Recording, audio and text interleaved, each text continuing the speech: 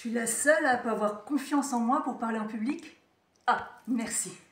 Peut-être qu'enfant, on t'a dit « Ouh là là, elle a pas confiance en elle. Oh, mais qu'est-ce qu'elle est timide !» Ah, c'est une vraie carte en public. Mais quelle asociale. Ça va être difficile la vie pour elle, hein. Pauvre petite. Et sur ses bulletins, il y avait écrit « Bonne élève, mais devrait participer en classe ». Il y en a marre d'entendre toutes ces injonctions. Comme s'il fallait parfaitement être en confiance pour réussir dans un monde où la performance est de mise. Et en plus, ce n'est même pas un sujet, car la confiance, eh bien, c'est une sacrée arnaque qui nous dupe depuis un bon moment. Commençons par Amy, cette jeune fille pimpante d'une série américaine qui débarque à Paris. Elle fait son footing et elle apprend qu'elle part à Paris. Son mec ne veut pas la suivre?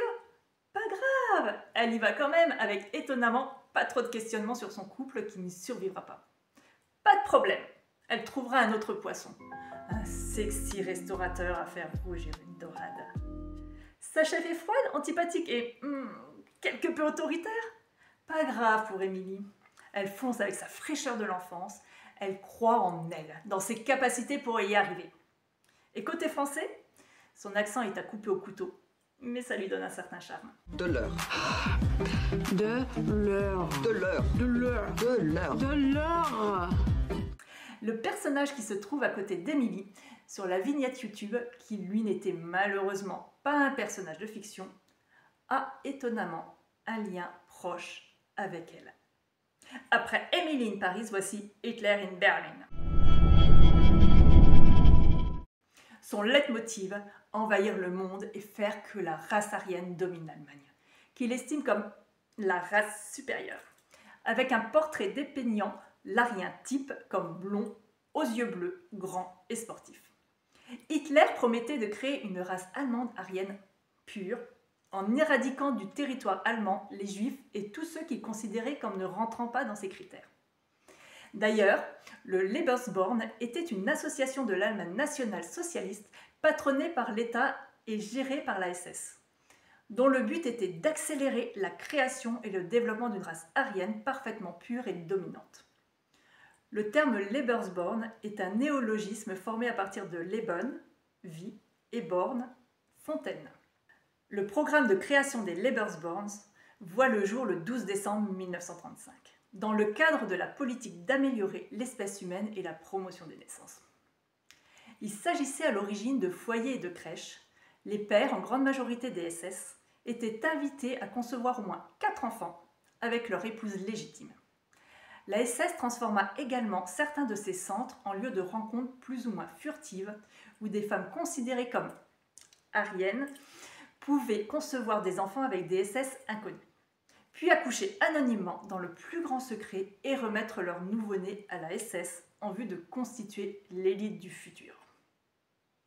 Durant la Seconde Guerre mondiale, plusieurs dizaines de milliers d'enfants, dont les caractéristiques physiques correspondaient au type arien, furent arrachés à leurs parents dans les pays conquis pour être placés dans ces centres. Donc, si on comprend bien, il faut être blond aux yeux bleus sportifs, sinon c'est la chambre à gaz, c'est ça? Mais en quoi le mec, il correspond aux critères? Et ceux qui l'entourent, on en parle? Göring et Goebbels étaient athlétiques, l'évidence crevait les yeux. Hitler a créé une idéologie sur quelque chose dont il n'a même pas les critères. Il avait tellement confiance en lui sur ce qu'il disait qu'il a été suivi par les foules dans son délire et qu'elle ne voyait même pas l'imposture. Car oui, l'excès de confiance peut être dangereux. Sans comparaison aucune, prenons un exemple de compétence. Celle du pilotage d'un avion. L'excès de trop de confiance donnerait ça. Ouais, non mais c'est bon quoi, non mais je vais te le conduire ce Boeing 777, hein? Comment ça? J'ai pas les compétences dans mes potes, t'inquiète. Ça va passer crème, mais ça va le faire, mais nickel. On voit bien que l'excès de confiance, eh ben, ça craint. Et peut même être dangereux. Et que dire de la confiance en soi au niveau du plancher des vaches? À savoir que notre niveau de confiance en soi ne peut pas être à 0. Sinon, on n'aurait même pas confiance dans notre capacité à digérer ou à parler.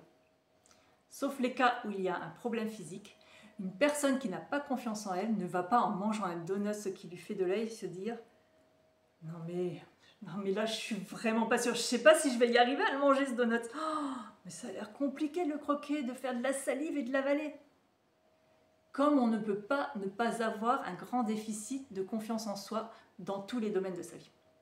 Une personne peut être très confiante dans sa vie professionnelle, avoir réussi avec brio à monter plusieurs entreprises à succès, et sa vie sentimentale est une catastrophe ambulante, tellement elle doute de tout. Douter de ses capacités dans quelque chose de nouveau, c'est normal, rassure-toi. Et même utile, car ça permet de progresser et d'avoir une expertise. Une personne qui dit tout savoir sur tout, alors qu'elle n'y connaît rien, n'évoluera jamais. Et comme le disait Socrate, tout ce que je sais, c'est que je ne sais pas. Une citation pleine de sens et de sagesse qui peut se comprendre comme l'importance de ne jamais savoir et de toujours se mettre en mode apprentissage. Car c'est dans cette zone qu'on évolue. La bonne stratégie est de trouver un équilibre dans la confiance en évitant les extrêmes. D'un côté, l'excès qui peut être dangereux et de l'autre, le doute permanent qui paralyse. Alors après toutes ces belles paroles, derrière tout cela se trouve une belle imposture. Tu sais, comme Maître Yoda dans Star Wars. Impotent, galérant, à marcher clopin-clopant là avec sa branche d'arbre. Mais que nenni! D'un coup il se transforme tel un maître Jedi, volant dans les airs. Non mais il pouvait pas se déplacer comme ça avant. Il y a quand même un truc qui est incohérent tout ça, non? Mais bon, on lui pardonne. Il œuvre pour le bien de l'humanité. Et pourtant, désolé de casser tes illusions, mais le terme de la confiance en soi ne vaut pas mieux que l'imposture de Maître Yoda. C'est une incompétence acquise que notre cerveau d'humain a créée. Les animaux se prennent beaucoup moins la tête que nous, faut le dire. T'as déjà vu un lion courir après une antilope et se dire « Ah non, mais je crois pas que je vais y arriver, l'ampi. Hey, t'as vu sa musculature et puis ses pattes là? Oh, non mais je vais pas y arriver, je fais pas le poids là. Ah non, il fonce. Et il a la dalle, donc il va tout faire pour la choper cette antilope. Et croire que c'est possible. » L'excès de confiance en soi n'est pas un sujet dès la naissance. Bah oui, quand on commence à marcher, un enfant, ça tombe environ 2000 fois. Jamais il y a un enfant qui s'est dit « Non, mais c'est bon, non, mais je vais pas y arriver, là, non, mais je jette l'éponge, quoi. Non, mais je suis tombée de une fois, c'est fini. » Bah non, l'enfant, il se relève, parce qu'il se dit que c'est juste génial de pouvoir aller là où il a envie d'aller, de faire ce qu'il a envie de faire, de rêver, de bouger. Quand il tombe, il se dit pas qu'il est en échec. Quand il se relève, il dit pas qu'il est en réussite. Il dit juste qu'il arrive à mieux positionner ses pieds, mieux positionner ses hanches et son corps dans l'espace. Alors, il n'y aurait aucun intérêt de se souvenir toutes les fois où on est tombé, où on s'est fait mal au genou, mais toutes les fois où on s'est relevé. La persévérance, la détermination, la confiance en soi qu'on avait à ce moment-là. La confiance en soi à ce moment-là n'était pas un sujet. Et puis, il y a les dévalorisations, les traumas qui te font croire que tu n'es pas capable. C'est ce qu'on appelle l'incompétence acquise. Peut-être que tu as vu passer une image par rapport à ça, ou dans les cirques peut-être aussi, tu as vu des petits éléphants qui étaient accrochés à une énorme chaîne. Donc ils luttent, ils se font mal, ils veulent sortir, ils veulent leur liberté, mais ils n'y arrivent pas. Et ils sont en train d'apprendre qu'à partir du moment où ils étaient accrochés, ils ne pourraient pas s'en sortir. Ce qui fait que quand ils grandissent et qu'ils deviennent des colosses, qui sont énormes et qui pourtant, avec leur force, même si c'était une chaîne, ils pourraient l'arracher en deux, ben non, on va même les accrocher à une petite cordelette et ils vont croire qu'ils ne sont pas capables de se libérer de cette corde. On a cru à un moment qu'on n'avait pas confiance dans nos capacités. Soit sur des choses qu'on savait faire, puis on a commencé avec l'âge à croire qu'on n'était plus capable, comme conduire sur de longues distances par exemple, soit sur des choses qu'on n'a jamais appris à faire. Et c'est tout à fait normal de ne pas savoir le faire. Ça serait comme arriver à son premier cours pour apprendre le chinois et à se comparer avec son professeur, dont de surcroît, c'est la langue d'origine. Non mais je suis nulle. Non mais regarde le prof, il est super fort. Mais je vais pas y arriver, j'ai pas les capacités. Non mais c'est tout à fait normal que tu ne saches pas quelque chose que tu n'as pas encore appris. Et je vais te donner un autre scoop. Eh oui.